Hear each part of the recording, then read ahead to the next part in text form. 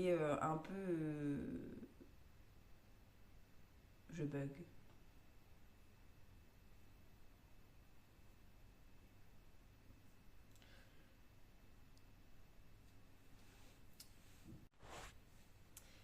Et on se retrouve encore dans mon salon aujourd'hui. On est sur une vidéo encore grossesse.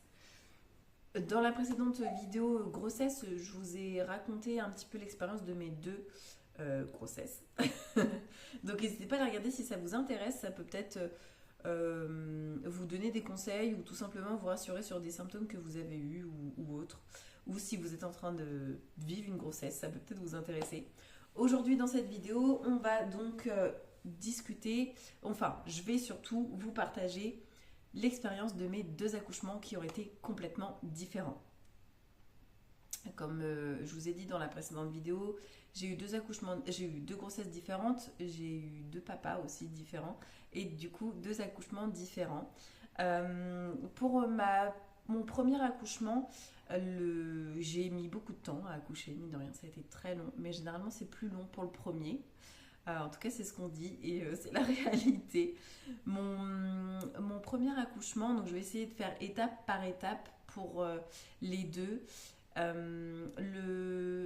Ma première grossesse, c'était prévu pour le 2 mars et j'ai accouché le 2 mars. J'ai vraiment été jusqu'au bout, pile poil, il était à l'heure. Pile à l'heure pour rencontrer sa maman, ce petit bébé.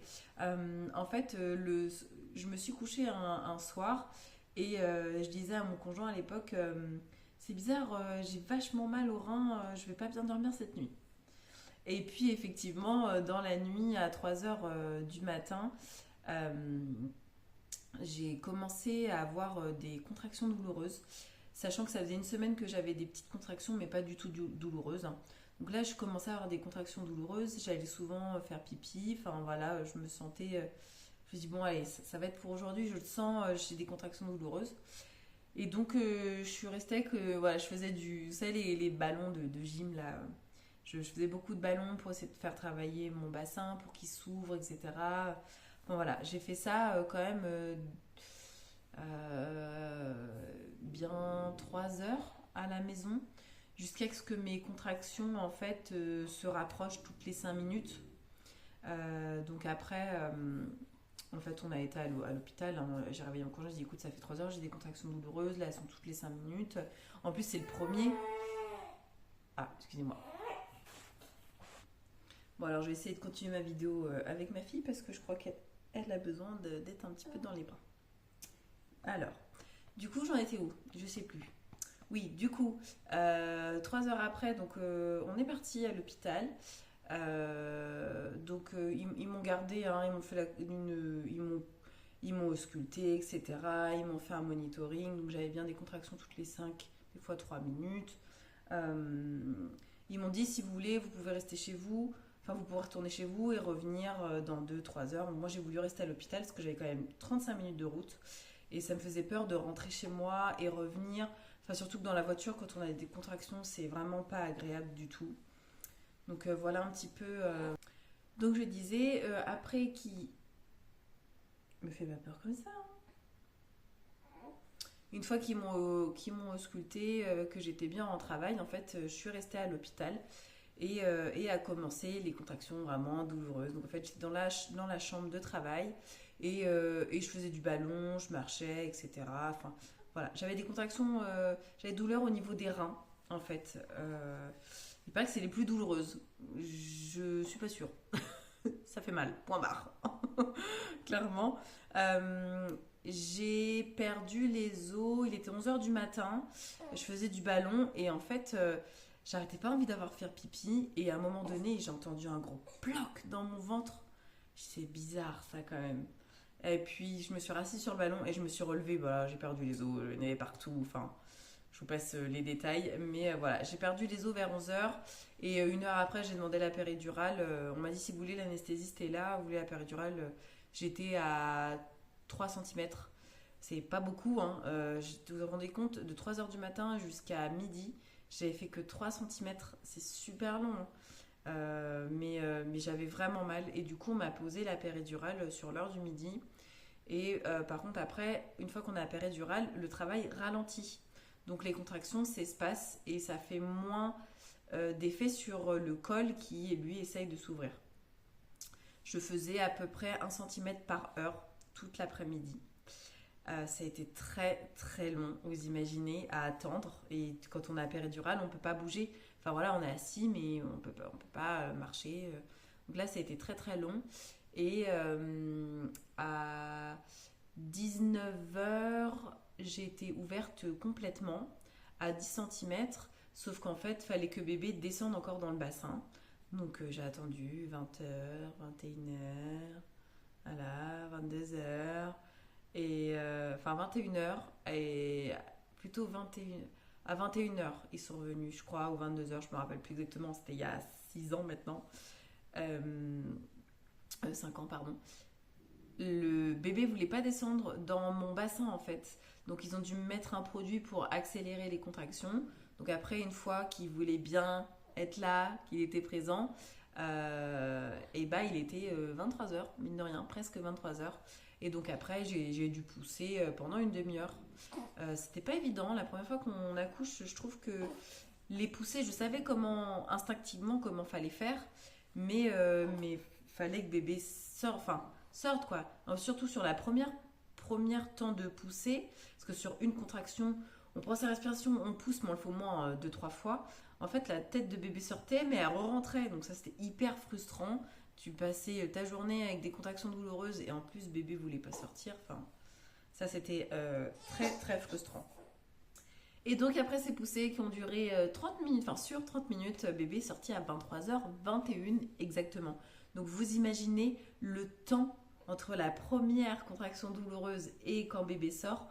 Enfin voilà, j'ai eu pratiquement ouais, j'ai eu 20 heures de travail quoi. Donc c'était très très long.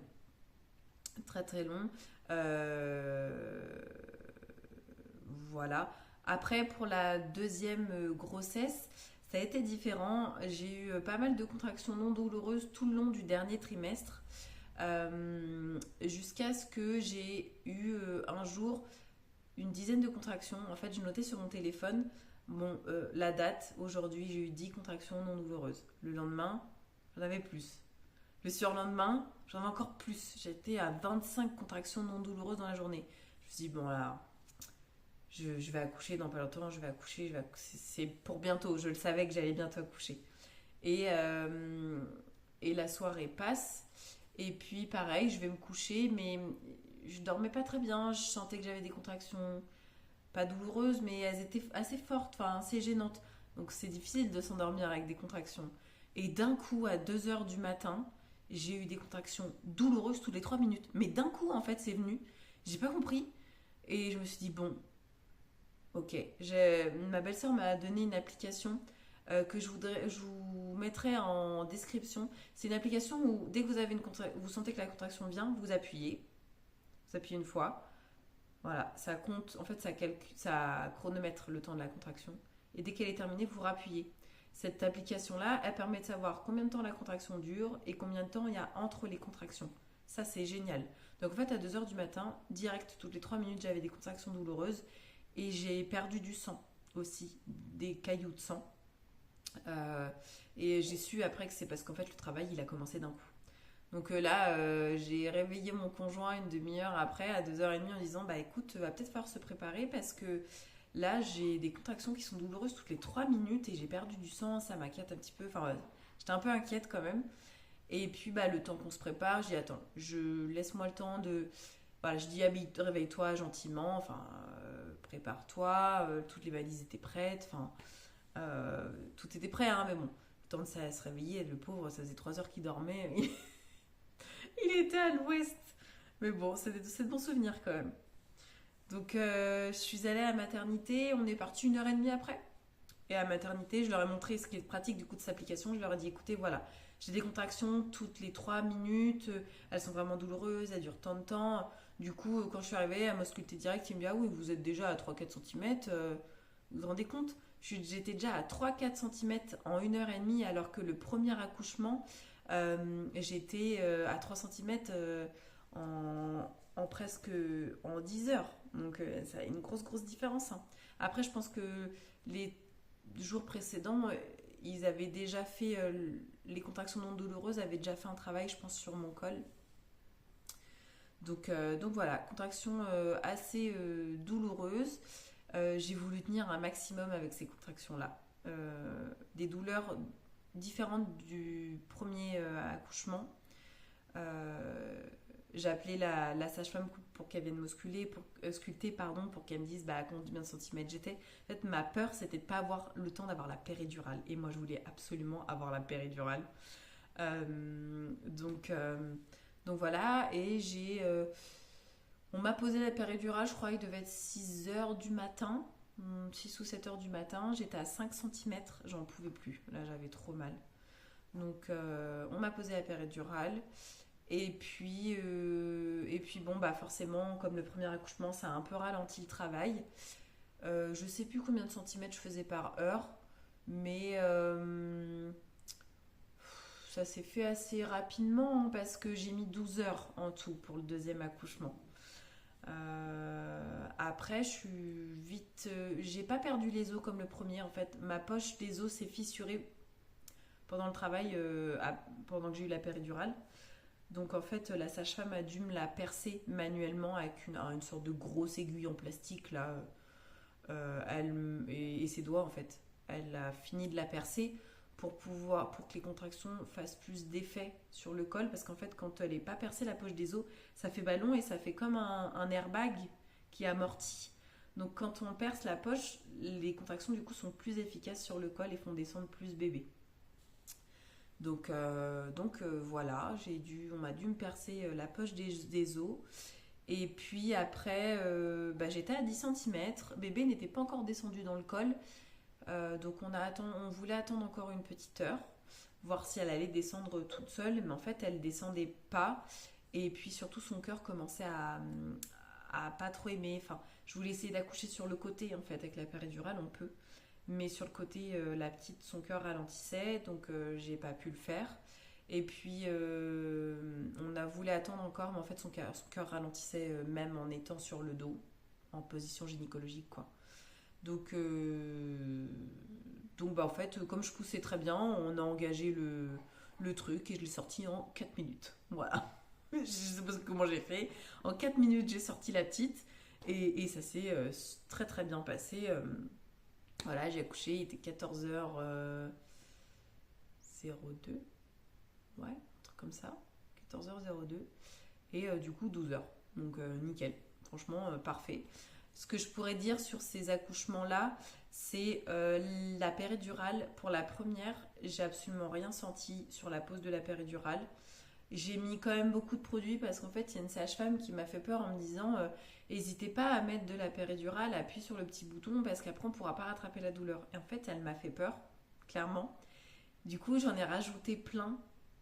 Enfin, en fait, on ne peut pas appuyer 36 fois d'affilée, mais on peut appuyer. Vous avez un temps de 10 ou 15 minutes pour pouvoir appuyer après. Mais en fait, je l'ai fait plusieurs fois et je sentais rien. C'est ça qui est dommage, c'est que pendant les poussées, sur le premier accouchement, je sentais pas quand est-ce que j'avais des contractions. C'est la sage-femme qui devait me dire là vous avez une contraction, allez-y, poussez.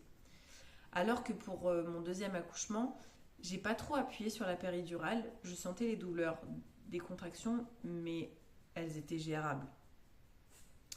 Du coup, ce qui m'a permis, quand la petite est sortie, de sentir en fait sur le temps de pousser, de se me dire là j'ai une contraction, je peux y aller. En fait, j'étais plus avec mon corps, plus avec mes ressentis. C'est bon, j'ai une contraction, allez, je pousse, j'y vais. Et j'ai poussé comme une malade en fait. Enfin, je ressentais plus que je poussais bien et tout. Enfin, c'était carrément mieux dans les ressentis. Donc voilà pour les deux différences de la péridurale. Sachant que pour la deuxième, quand on me l'a posée, j'ai pas eu mal, mais j'ai senti la piqûre, j'ai senti que ça passait dans mon dos. Enfin voilà, c'est pas très agréable. Et un quart d'heure après, j'ai fait un petit malaise. J'ai fait une chute de tension, c'était pas très très cool, quoi. Mais voilà, pour ce qui est des deux accouchements vraiment complètement différents. Il y a aussi la partie que je voudrais vous parler, c'est la partie délivrance en fait à la fin quand le placenta sort. Pour le premier accouchement, il est sorti tout seul d'un coup, donc là j'ai eu vraiment la délivrance. Et pour le deuxième, ça a été assez compliqué. J'échange ça avec vous sur cette chaîne YouTube, mais ça a été vraiment compliqué pour moi. Et là maintenant, ça va mieux psychologiquement, mais ça a été très difficile à vivre, vraiment. Et je pense que je vais en faire une autre vidéo. Je pense que je vais vous expliquer ça mieux dans une autre vidéo. Parce que c'est vraiment un sujet à part. La délivrance, je pense que ouais, je vais vous en faire une autre vidéo. Ce sera mieux. Je vais prendre plus le temps de vous le raconter, parce que je voudrais pas que cette vidéo-là soit trop longue. On est déjà à 17 minutes, c'est pas mal. Donc voilà, voilà, il y a Popeye qui vient voir bébé. Voilà, c'est sa petite sœur. Oh, si, hein, tu fais les câlins. Voilà. Bon, on va terminer sur ces petits moments d'amour. Voilà. Avec Monsieur Popeye et sa petite sœur. Il la protège vraiment. Ah, vous inquiétez pas, il n'est pas dessus, hein, il est sur ma cuisse. Hein. Il aime beaucoup Alice. Dès qu'elle pleure, il vient la voir. Donc voilà, je vais profiter de ce petit moment d'amour moi, avec mon chien et mon bébé. Et on se retrouve dans une prochaine vidéo pour vous expliquer un peu la délivrance et ce que moi j'ai vécu pour vous donner des conseils. Oh, c'est trop chou. Faut que je vous montre ça, c'est trop mignon. Je vous ai fait tomber. Voilà. Popeye, tu fais le câlin à Alice? Enfin, oh voilà, c'est son câlin. Et voilà. Donc, petit moment d'amour. Je vais en profiter. Je vous dis à bientôt dans une prochaine vidéo grossesse ou tirage de cartes. Je ne sais pas encore.